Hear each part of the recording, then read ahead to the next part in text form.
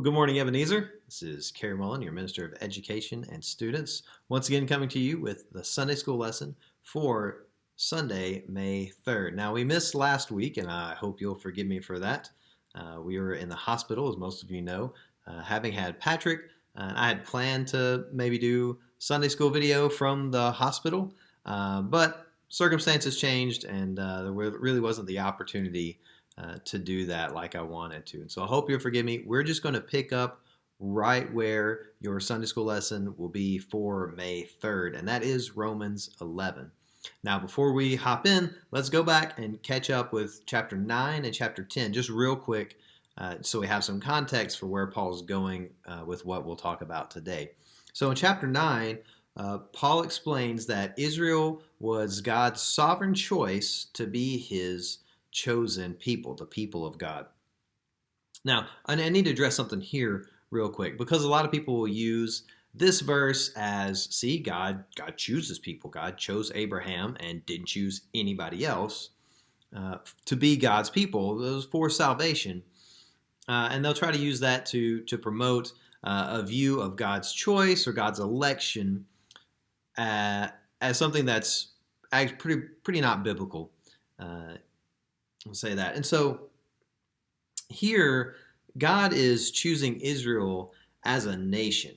Right? He's not choosing individuals. There were certainly individuals within Israel that were part of his salvation and those that were not. We see that all throughout the Old Testament. There are people who are given praise for their righteousness, and then people who are not given praise for their righteousness. And so really what God is doing here is he was choosing this people, and both those who attained salvation and those who didn't attain salvation were part of the nation as a whole. They're still part of the nation of Israel, God's people. So when Paul uses Abraham or Isaac here in Romans to point to God's choosing a people, he's not really choosing an individual. Rather, what he's doing is in choosing an individual, he's choosing an individual as a representative of a much larger group of people. And so, and that larger group of people would be all the members of the nation of Israel across all space and time, even up to and through today. So when God chooses Abraham, he's not choosing Abraham individually as just himself, but rather an entire nation. And if you think about it, in this way, when God chooses Abraham, he's kind of choosing Sarah too, right? Because, one, Sarah's pretty necessary to the whole Abraham becoming a great nation thing, as he can't just do it on his own. And so she's part of that becoming a great nation, but also, as we see later on, it's not just any child fathered by Abraham that's going to be God's chosen people, as we see that with his indiscretion that leads to the birth of Ishmael. And so it's not only Abraham that's being chosen, but kind of by extension, Sarah too, because it is only the nation that comes from Sarah's child with Abraham that leads to the formation of the nation of Israel. And so all that to say that while God's election or God's choosing was delivered to an individual, it encompassed numerous people. At least one who was already alive, and then millions of people up to and through today, and even all the way into the future until Christ returns. And so when God chooses those people, just remember, he's not just choosing Abraham, he's choosing lots and lots and lots of people. Specifically, he's choosing Sarah too in the Old Testament when he chooses Abraham. And so that's chapter 9. God chose the Jews as his sovereign people. And then chapter 10 is about how God's salvation is for all people, both Jews and Gentiles alike. And so Paul points out, chapter 9, God's salvation is God's chosen people. He chose the Jews to be his chosen people. And then chapter 10 is how God then extended that choosing, that invitation to everyone in the world, both Jews and non-Jews or Gentiles alike. And that's actually what our passage for today is going to be about, because Paul extends that thought into chapter 11. God's inclusion of non-Jews into his chosen people. And it has a cool example that we'll look at when we get there. But first, the first 12 verses of chapter 11 kind of deal with this question, and Paul asks it here. Has God rejected his people? And Paul answers emphatically, absolutely not. He has not rejected wholesale his people. Paul references the story of Elijah, and if you remember the story when Elijah was there and there were Baal worshippers all around, Elijah thought he was the only righteous prophet left, righteous man left. He thought, I'm the only guy left. It's just me. And in that Old Testament story, the Lord points out to him, no, there's actually 7,000 prophets who have not bent the knee to Baal, who have not worshiped Baal, who have not fallen away from the faith. You just don't know about them. I have preserved a remnant. And we see this also, Paul doesn't point it out here, but we see this also in the captivities that God promises and follows through with preserving a remnant. He takes away the people, but he leaves some in the land there as kind of a placeholder for it. And so God is in this business of leaving a remnant. And so God hasn't cut off his people completely and totally, just thrown them away and he's done with them. There's still hope for the Jewish people. And that's what those first 12 verses are essentially about. So that the Jews aren't cut off completely.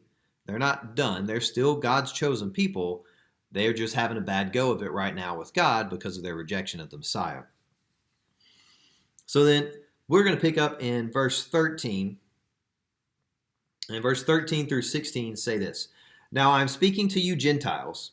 So Paul had been speaking to everybody, and now he goes, now specifically, you non-Jewish people, this is for you. Insofar as I am an apostle to the Gentiles, I magnify my ministry, if I might somehow make my own people jealous and save some of them. For if their rejection brings reconciliation to the world, what will their acceptance mean but life from the dead? Now if the first fruits are holy, so is the whole batch, and if the root is holy, so are the branches. So Paul begins directly addressing the Gentile audience of this letter here. He says he wants the evidence of God's salvation to be so evident in the Gentiles' life that the Jews become jealous of the impact that God is making, the change God is making in these Gentile lives that will make them want to participate in God's salvation as well, that they will see how God has changed the Gentiles' lives from the pagans they were into this thing that, wow, that actually sounds really familiar as far as what they believe, what they're doing, what they believe is moral and right, and what they say about God. That sounds so familiar. It makes me think, it makes me jealous of this thing they have going on. It makes me want to be part of that salvation. Paul says that's what his hope is for his ministry to the Gentiles. Yes, that he would see Gentile believers come to faith and come to know Jesus Christ and be saved, but also that in growing this Gentile church that the Jews around them will see it and go, man, I want to be a part of that too.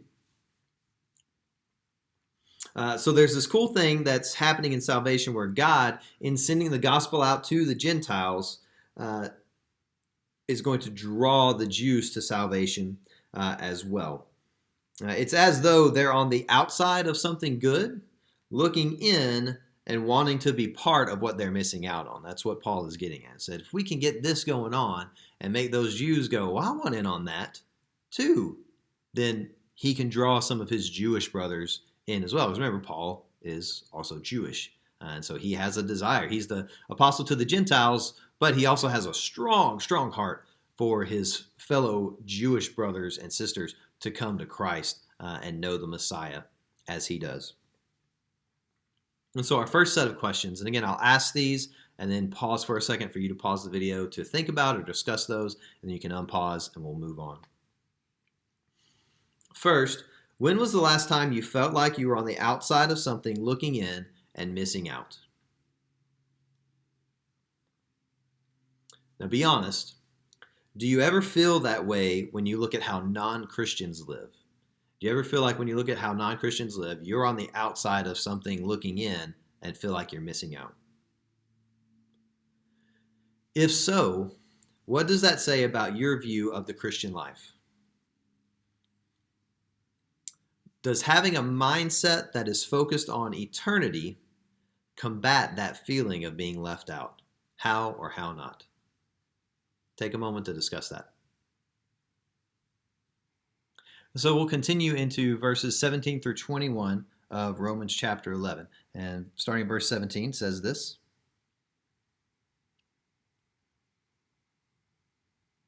Now, if some of the branches were broken off, and you, though a wild olive branch, were grafted in among them, and have come to share in the rich root of the cultivated olive tree, do not boast that you are better than those branches. But if you do boast, you do not sustain the root, but the root sustains you. Then you will say, branches were broken off so that I might be grafted in. True enough, they were broken off because of unbelief, but you stand by faith. Do not be arrogant, but beware. Because if God did not spare the natural branches, he will not spare you either. And Paul here issues a warning to his Gentile readers of the book of Romans that they should not think themselves better than the Jews because the Gentiles have salvation and the Jews have been cut off. He uses the picture of an olive tree and the process of grafting branches to prove his point. Now, there's a few ways of grafting branches onto a root or an olive tree. The one Paul has in mind here is when they just completely saw off or cut off the branch itself, leaving just a stub, and then they make a little incision or cut in that stub and wedge the new branch in there, and then they'll tie it up with rope, maybe a moist cloth, to keep it from drying out until they grow together, the new branch and the root where it was. And that way, the new branch will get its nourishment and what it needs to produce fruit from the root that was already there. Now, in Paul's picture, the cultivated branches are the Jewish believers. The ones that have been cut off are those that did believe. And so the root system that's there, that's existing, the tree that's there, is the Jewish faith, the Jewish system. And those are being cut off. And then you have these wild olive branches being grafted onto this tree, this existing olive tree. Now, it's very interesting that Paul uses the cultivated trees and the wild trees here, because what they would do in this time is that the cultivated trees would have a much richer, deeper, better nourishing root system than your wild olive trees. But the problem was the branches tended not to produce as consistent fruit as the wild olive trees, both in quality and quantity. On the other hand, the wild olive trees didn't have as good of a root system because they weren't cultivated and cultured to have that good root system. But again, the branches were great. They would produce all kinds of olive fruit, big olive fruit, lots of olive fruit. And so what they did is said, hey, why can't we just have the best of both worlds? We'll take our cultivated trees that already have the good root system, the good nourishment, the good support system. We'll take the wild olive branches. We'll cut off some of our cultivated olive branches that aren't as good. We'll take the wild olive branches, graft them onto this one, and then we've got a good root system, and we have these branches that just produce fruit in massive quantities and massive fruit, and we'll get the best of both worlds that way. Here in this picture, Israel, as I said, is the cultivated tree, and some of those branches are being cut off as the unbelieving Jews for rejecting Jesus as their Messiah. And then the wild branches being added on are Gentile believers who are coming to faith in the Messiah and being grafted onto this tree. And Paul says this is a picture of us Gentiles being added into the people of God in and through Christ Jesus. And Paul's warning is this: don't think yourself better than the branches that were cut off. It's the root that is doing the work in you to make you fruitful, not you working on the root to make it fruitful. And so Gentiles didn't have a portion in the people of God originally. The Jews were God's chosen people. Except that through Jesus Christ, God graciously added us to the root that is himself, Jesus Christ. And so it's this great example, this great picture of what God has done for us in his grace and his mercy through Jesus Christ. Now the questions here for this section. Paul is speaking specifically of Jews, but how do we truly see ourselves in relation to non-Christians?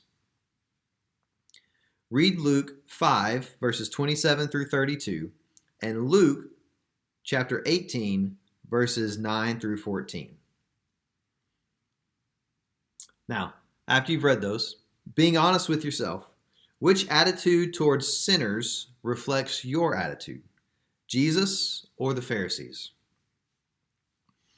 Admitting that we all have work to do, what can you do in your everyday life to make your attitude more like Jesus' attitude? I'll give you a couple minutes to discuss. You can pause, do that, and then we'll pick back up.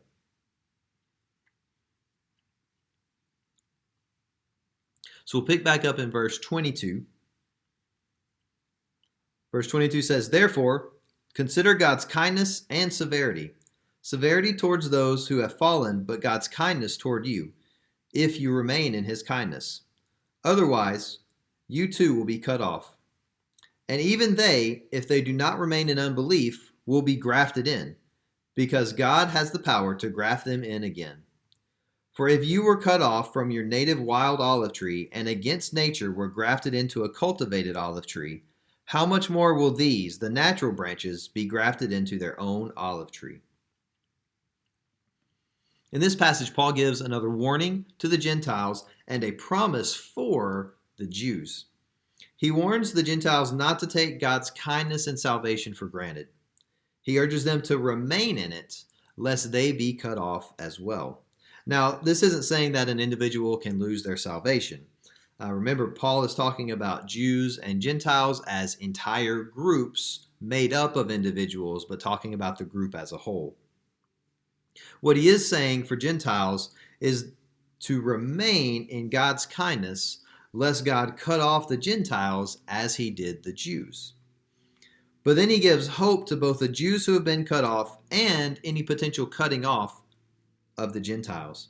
He says, any who do not remain in unbelief can be grafted in again, Jews and by extension Gentiles alike. Through this short passage, there is this idea that there is one tree, one salvation.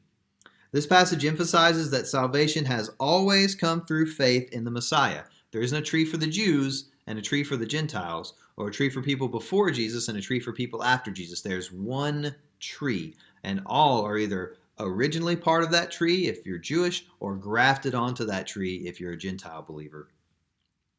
For Jews in the Old Testament, it was looking forward to the Messiah for the forgiveness of sins. For those of us who come after Jesus' time, it's looking back to what Jesus did and trusting in him for the forgiveness of sins. Even in the Old Testament, salvation was not based on works. Yes, there were a lot of rules to follow, but the rules weren't there to be followed in order to gain righteousness. The rules were there to show you that you couldn't follow the rules. They were there to show you that righteousness is unattainable. If you've ever imagined that trying to follow all those very specific rules at that time in Israel would be pretty frustrating, well, you're actually starting to get the point. Jews and Gentiles are grafted into the same tree for salvation. Always have, always will be. And for our final set of questions, salvation isn't based on works. How does that affect how we see ourselves when we sin? How does that fact affect how we see ourselves when we act righteously? Let me pray for us as we finish. Father in heaven, we thank you for today. We thank you for everything that you have given us, every blessing we have from you. I personally want to thank you for all the prayers for Patrick and the blessings that this church has been for our family during this time. Be with us as we near the end of our kind of isolation from each other. We're nearing returning back together again. Bless us during this time. Help us make wise decisions about coming back together. In your name we pray. Amen. Enjoy your Sunday, and we'll see you next time.